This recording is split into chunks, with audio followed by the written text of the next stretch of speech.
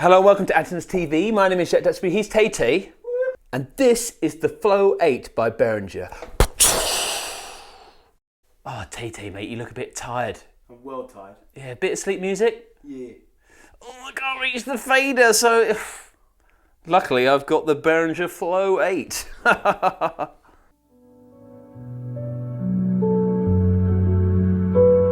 Oh, you're a bit fragile to the bass frequencies, aren't you? It's okay. It's okay. It's okay, Tay, go to sleep. And there he's gone. Tay, come back to work. Filming these exciting videos about digital mixers. That, in a nutshell, I think is what's good about the Flow, is that we've got a small mixer, all the inputs. What have you got? You've got 8 inputs on here, some combo ones. Check the website out, make sure it suits what you want to do. But I think the big feature is that I can control all its features via this app. And it's got a few other little secret tricks in there we're going to get to. But if you haven't tried this before, it really changes everything. If you're performing in the future, if we're allowed to perform, being able to go out the front and actually hear a mix out front whilst your bandmates are playing, or maybe you can just run some music like I was through the Bluetooth input. You can kind of sound check the PA. It's magic, not having to go back to the device. Also, what's cool is you can save presets. So if you do different gigs, or this is going to be really cool for podcasters, people streaming, doing that type of stuff. Say, for example, on a Tuesday, you do a guitar stream, and then on the Thursday, you do a podcast with your mate. You can save all of that information, get it fine-tuned to how you want, and save it as a snapshot in here, snapshot library. And then what we're going to do is, unfortunately, I can't stream audio via Bluetooth and keep the ScreenFlow running, but maybe we'll turn that on again, or you'll see some screen grabs. Let's go into some of the other features that set this apart. Let's do it. One of the things they're pushing Behringer about this product is that if you're not familiar with mixing desks, or you want to get into streaming, you want to get into podcasting, but this freaks you out a bit, that there's going to be some form of automatic setup process. One of the things it's got in there is easy gain. Now I'm going to show it to you and see how it works. Normally I'd set it up a certain way. You can do that very easily. That makes sense.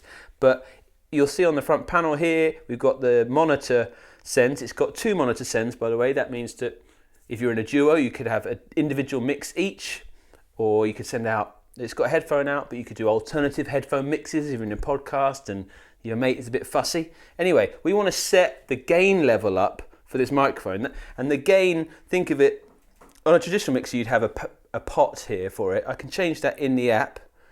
I've got a gain slider here, but we're gonna, sometimes that's where people mess up if you haven't done it before. You can set it too hot or too cold, and think of this before the fader. So we're gonna use the easy gain method. We're gonna hold these 2 down, and it comes on. It says which channel you wanna use. So we want mic input 1, and then it says select adjust. Now calibrate, and we're gonna talk some nonsense. I'm going to say Tay, yeah, oh yeah, Tay. But if you were doing a podcast, you'd be like, this is about as loud as I'm going to talk. Anyway, you talk for about 10, 15 seconds, and then click it again, and I can see there's signal going in where there was no signal before. And if I bring up the fader on the mixer, and I start talking, you can hear me. And so that's automatically calibrated the gain. Look, perfect. All in the green, not too hot.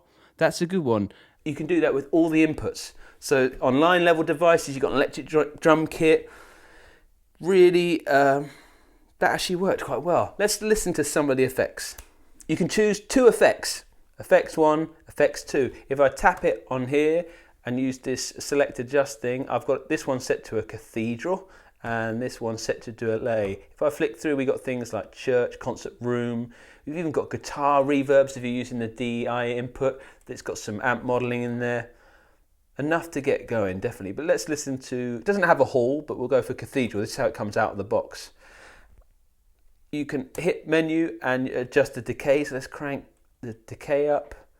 And if I click it, small, large, let's go for a large, decay ridden reverb. Now when I bring the mic on, I have my effects sends here per channel on the app. So let's do that. Hey, hey, hey. Tay tay. Yeah. Tay tay. Tay tay.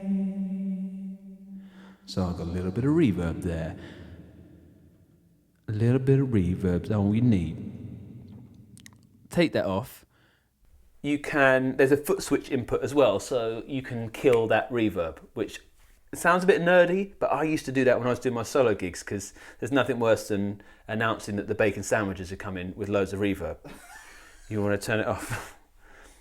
Trust me. You want to get those big bucks, kill the reverb. Let's listen to a delay. Ladies and gentlemen, bacon sandwiches will be served in half an hour. And anyone who owns the Blue Nova, please move it because the grandmother needs to go to hospital. Thank you very much. Yeah, that's what you can do with the effects.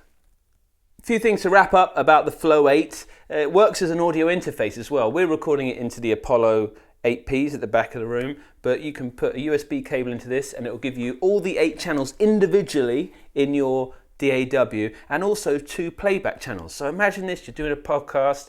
If you've seen the Joe Rogan stuff when he gets Jamie to pull up content, you could bring up videos on YouTube and control the levels here, set the levels coming back from the computer as well. That's really cool.